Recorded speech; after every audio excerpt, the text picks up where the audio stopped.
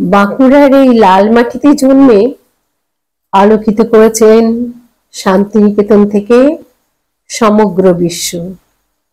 1925-এ বাঁকুড়ার যুগীপাড়া থেকে ম্যাট্রিক না দিয়ে প্রবাসী পত্রিকার সম্পাদক রামানন্দ চট্টোপাধ্যায়ের হাত ধরে শান্তিনিকেতনে চলে এলেন রামকিঙ্কর বেইজ। পিছনে পড়ে রইল বাঁকুড়ায় তার বাল্য স্মৃতির গাঁ ঘর, দরিদ্রে দীর্ণ পরিবার পরিজন আর কাদামাটির উমর পাড়া। শান্তিনিকেতনের কলা ভবনে তার কাজের নমুনা দেখে নন্দলাল প্রথম দিনেই বললেন, তুমি তো সবই জানো, আবার এখানে কেন? একটু ভেবে তারপর বললেন, আচ্ছা এসেছো যখন 2-3 বছর থাকো। থেকে গেলেন কিঙ্কর নাগাড়ে 5.5 দশক শান্তিনিকেতনে। মৃত্যুর কিছুদিন আগে এক সাক্ষাৎকারে বলেছিলেন, সেই 2-3 বছর আমার এখনো শেষ হলো না। রবীন্দ্রনাথের মতো রামকিঙ্করও চাননি শেষ সময় কলকাতায় চিকিৎসার জন্য তাকে নিয়ে যাওয়া হোক। সর্বক্ষণের সঙ্গিনী মডেল রাধারানী, যার সঙ্গে কিঙ্করের দীর্ঘ জীবনের সম্পর্ক, তিনিও জানিয়েছিলেন উনি যেতে চাননি। ওর ভাইপো দিবাকর সই করে দিল, জোর করে ওরা নিয়ে গেল। একরকম জোর করে কিঙ্করকে কলকাতায় আনা হয়। শান্তিনিকেতন থেকে আসার দিন তাই জড়ানো গলায় স্বজনদের বলেছিলেন, যাচ্ছি শান্তিনিকেতন ছেড়ে, যাচ্ছি কিন্তু আর ফিরব না। রবীন্দ্রনাথও ফেরেননি। শিল্পীর যাবার বেলার কথাই সত্যি হলো। কলকাতাতেই চলে গেলেন রবি ঠাকুরের প্রেমিক ভাস্কর রামকিঙ্কর বেইজ। 2রা আগস্ট 1980 সাল। মৃত্যুর 2 দিন আগে তাকে হাসপাতালে দেখতে গিয়েছিলেন সত্যজিৎ রায়।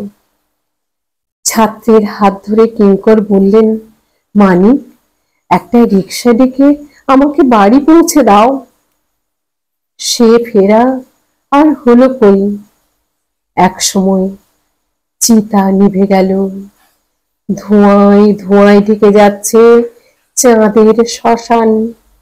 ধীরে ধীরে ঢেকে যাচ্ছে ওপারে খোয়াই, বন, বনান্ত, কোপায় পেরিয়ে গগনতল ছুঁয়ে থাকা দিগন্ত।